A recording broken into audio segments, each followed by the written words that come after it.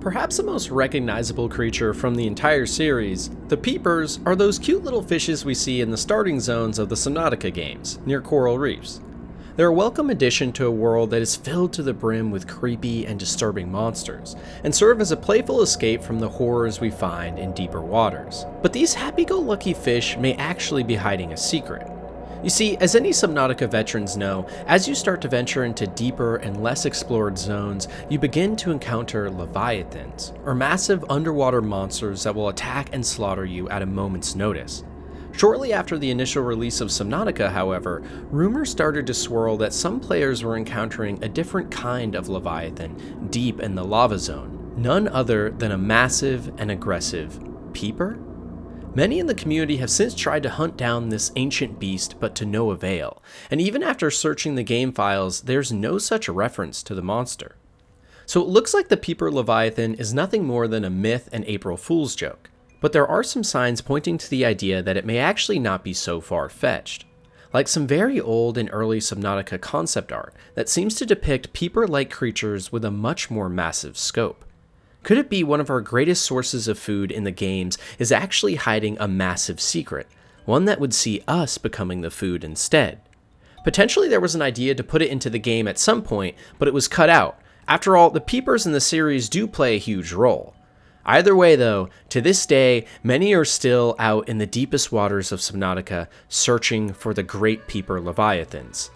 And in fact, there's even a host of mods available online today to the community that can make this dream come true.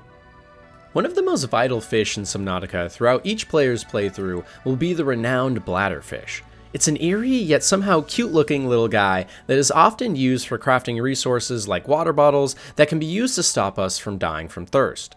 Ironic for a game based underwater.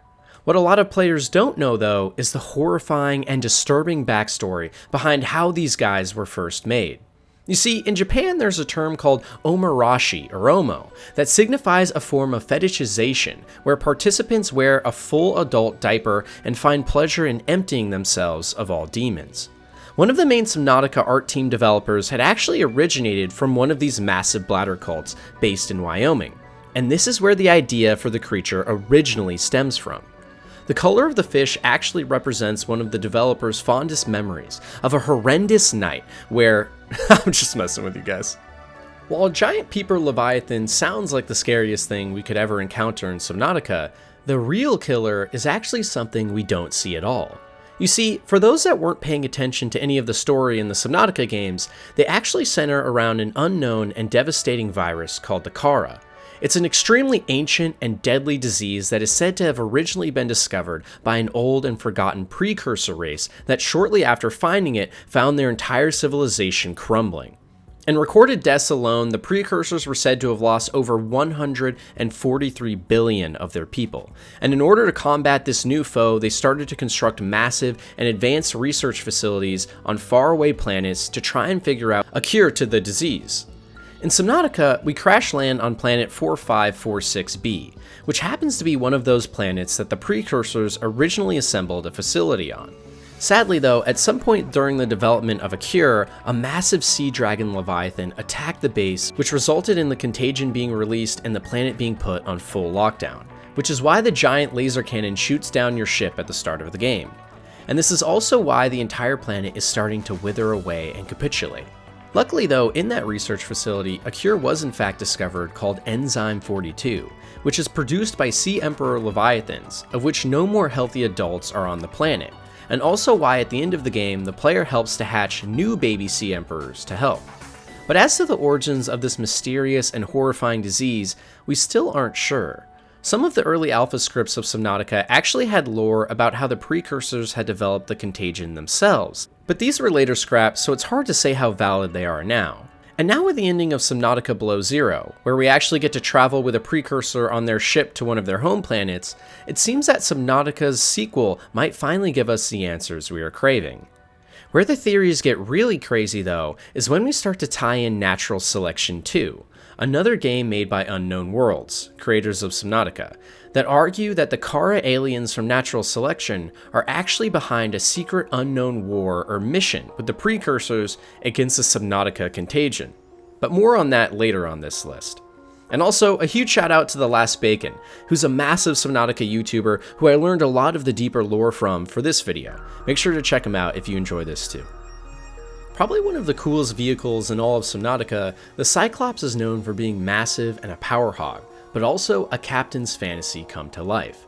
One of the lesser known and best features of the hulking brute, though, is how the Cyclops tends to greet the player whenever they enter. There are a variety of lines ranging from serious to comical, but regardless, it never gets old being welcomed by a friendly voice after a long adventure deep underwater. Welcome aboard, Captain. All systems online. But could this voice actually be hiding an insane secret? You see, some players noticed that there was a rare voice line that would sometimes play when entering the vehicle, where the captain's voice would announce, "You are the best captain on the planet. I'm not even squidding." You are the best captain on the planet. I'm not even squidding. This quip seems funny at first, but it makes us begin to wonder how the AI on board was able to make such a good dad joke. Could it be possible that this seemingly harmless AI on board, the Cyclops, is actually starting to gain sentience? There's more validity to this theory too, as almost anything in Subnautica that revolves around computers handled by Altera, a trans-governmental organization that funded the Aurora's mission to construct a phase gate in the Ariadne arm portion of the galaxy that houses planet 4546b, have strange happenings around them. For example, on some of the PDA entries on different fauna in the game, some plants are described as annoying or pests. That sounds less like a computer and more like a human being with consciousness. Some in the community have even begun to speculate that on top of the research facilities for the Cara virus on planet 4546b, there could potentially also be some successful AI research going on as well, as we already know the planet was home to some of the best and brightest precursors in the universe. If you ask almost any Subnautica player what the scariest zone is, almost everyone would say the Void. It's a giant, never-ending chasm of utter darkness and terror that can be found by traveling to the edges of the map in-game. It's also here we can find massive ghost Leviathans that will hunt down and decimate anything they find over 8,000 meters below the sea. And while these creatures are terrifying, there may actually be even more demented monsters deeper in these waters, the gargantuan super Leviathans. They are a rumored apex predator that is said to dwarf any and everything we have seen in the game so far, and also may hold some secrets to the ancient history of this planet. Located in the bone fields of the Lost River in the first game is a Colossus-class creature of which only the bones remain. The specimen is so large that even just its head is bigger than the sea truck itself, and when measuring the full skeleton, accounting for the fact that so much of it is hidden from the sand, the entire Leviathan would measure around 1,100 to 1,300 meters long, almost a mile. This puts this monster well above the size of anything we have seen in any of the games, and shows that there's a lot more hiding deep underwater than we thought. In fact, one of the craziest revelations of this find is that a creature of this size would most certainly not be able to swim in the somewhat shallow waters of the Lost River, implying that at some point this area of the map must have been a completely different depth and biome. This creature, just on its own, is over half the length of the entire map in Subnautica itself, so an area that it could actually call home must have been unlike anything we've encountered thus far. On top of this, if we date the bones we find in-game, they can be traced back to well over 3 million years ago, meaning this gargantuan super Leviathan has been a native to this planet for an unimaginable amount of time. In terms of what these creatures would have been like, and even what the planet was like so many years ago, it's hard to say. But judging from the fact that we can find very similar skeletons multiple times in the Lost River zone, but smaller, it implies there must have been multiple of these species, meaning larger creatures were more common at the time. But this begs the question, do these massive and horrific super Leviathans still exist somewhere on planet 4546b? And if they do, could they be hiding in the most mysterious zone of all in Subnautica, deep within the Void? Maybe in the next upcoming game, we can finally find out.